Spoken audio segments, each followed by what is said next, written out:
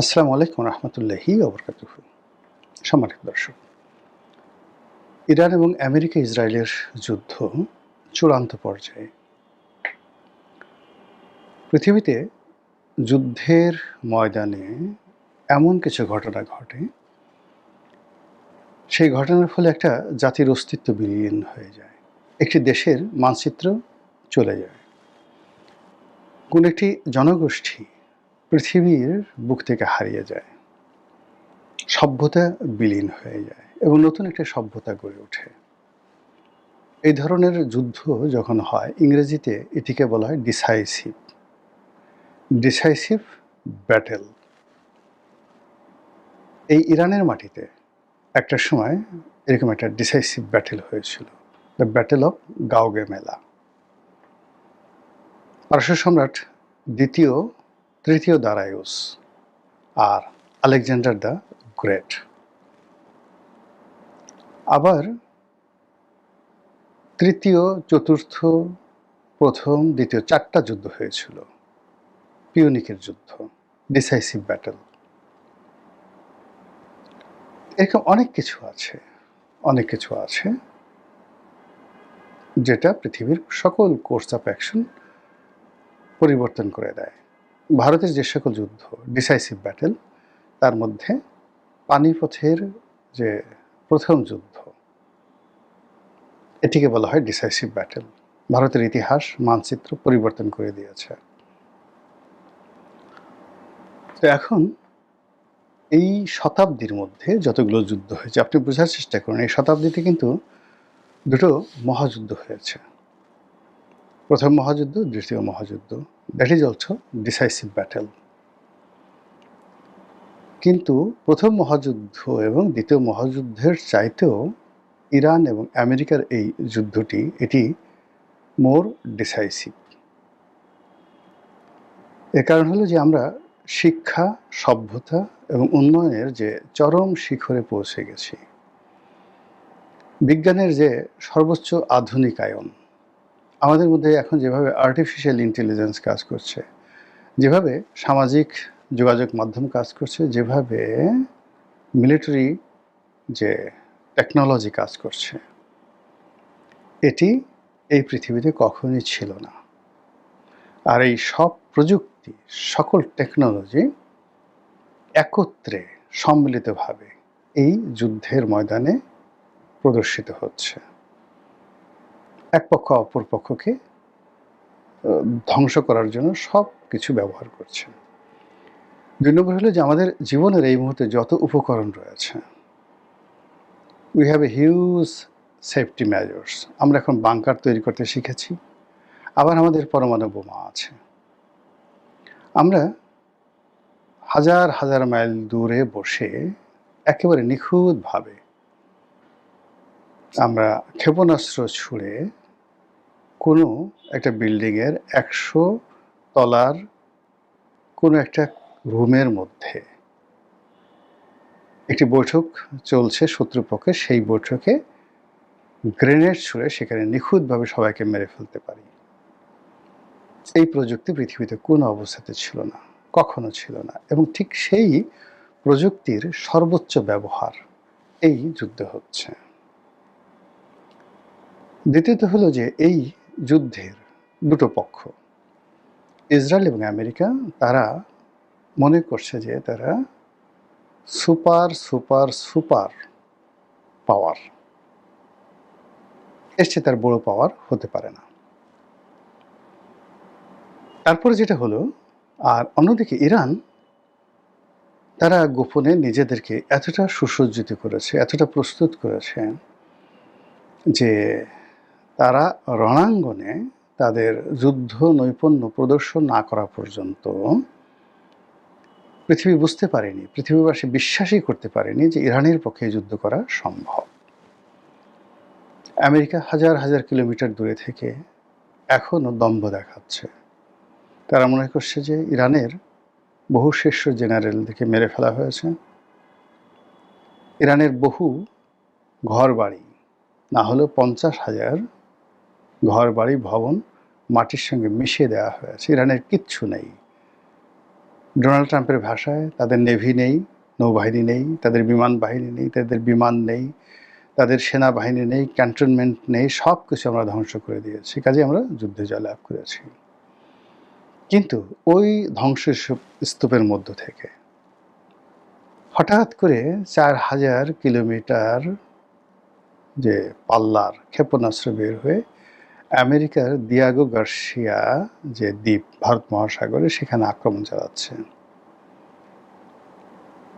আমেরিকার যে বড় বড় রণতরী, যে রণতরীর কাছে কোনো ক্ষেপণাস্ত্র যেতে পারে না বলে আমেরিকা গত 70 বছর ধরে পৃথিবীকে ভয় দেখাচ্ছে যে আমাদের এই রণতরীর ধারের কাছে কোনো যুদ্ধবিমান আসতে পারবে না, কোনো মাইন আসতে পারবে না, টর্পেডো আসতে পারবে না, কিছু আসতে পারবে না, জ্বলে পুড়ে ছারখার হয়ে যাবে। আর এই রণতরী পারমাণু যুদ্ধের সেই বিমূর্ত প্রতীক।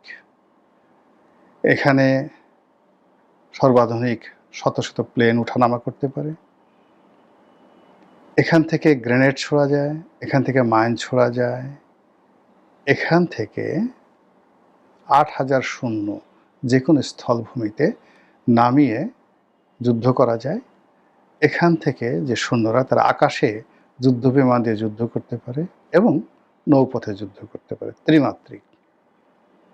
এইরকম বড় বড় যে যুদ্ধ জাহাজগুলো ইরানের এখানে উপকূলে পাঠানো হয়েছিল, ভূমধ্য সাগরে পাঠানো হয়েছিল, পার্সিয়ান গালফে পাঠানো হয়েছিল, হরমুজ প্রণালীর কাছাকাছি, একটাও ধারে কাছে ভিড়তে পারেনি। এর মধ্যে বড় বড় দুটো, জেরাল্ড ফোর্ড এবং আব্রাহাম লিঙ্কন, সবচেয়ে বড় দুটো যুদ্ধ জাহাজ ইরান আক্রমণ করে আগুন ধরিয়ে দিয়েছে। এই যুদ্ধ জাহাজ দুটো ওখান থেকে পালিয়ে এখন যে কোথায় আসছে এবং কত বছর লাগবে বা আদৌ এই যুদ্ধজাহাজ মেরামত করা সম্ভব হবে কিনা, এটা পরবর্তী ইতিহাস। মধ্যপ্রাচ্যে প্রায় সব দেশে 3টে 4টে 5টা করে ইরানের মানে আমেরিকার সেই ঘাঁটি ছিল। যাদের সবচেয়ে বড় ঘাঁটি কাতারে, ইরাকে তাদের ঘাঁটি, কুয়েতে, বাহরাইনে, দাম্মানে মানে সৌদি আরবে, সব দেশে তারা ঘাঁটি তৈরি করে সেই ঘাঁটিগুলোকে তারা বলছিল যে এইগুলো আকাশ প্রতিরক্ষা দ্বারা এমনভাবে তারা নিরাপত্তা বিধান করেছে যে এখানে কেউ আক্রমণ করতে পারবে না। এবং এই যে ওই দেশে আমেরিকান সৈন্য থাকে, এর সমস্ত ব্যয়ভার সংশ্লিষ্ট আরব রাষ্ট্রটির কাছ থেকে তারা নিত। আর ওই রাষ্ট্রকে তারা ভয় দেখাতো, বলতো যে আমাদের এই সৈন্য রাখো, ফলে পৃথিবীর কেউ তোমাকে আক্রমণ করতে পারবে না। ইরানকে এবং ইসলামী বিভিন্ন জঙ্গি গ্রুপকে তারা আমেরিকাই অনেক সময় মদত দিয়েছে বিভিন্ন সময়, যেন তাদের ঘাঁটিগুলো মধ্যপ্রাচ্যে থাকে এবং সেই ঘাঁটিগুলো ব্যবহার করে তারা মধ্যপ্রাচ্যকে শোষণ করতে পারে। এই যুদ্ধে ইরান আমেরিকার সমস্ত মিথ ভেঙে দিয়েছে। মধ্যপ্রাচ্যের 17টি দেশে একই সঙ্গে তারা আক্রমণ করেছে, প্রত্যেকটা ঘাঁটি তছনছ করে দিয়েছে এবং বেশিরভাগ ঘাঁটি মাটির সঙ্গে মিশিয়ে দিয়েছে এবং সেখানে একটি প্রাণীও জীবিত নাই, হয় পালিয়ে গেছে, মরে গেছে, একটা স্থাপনা নাই।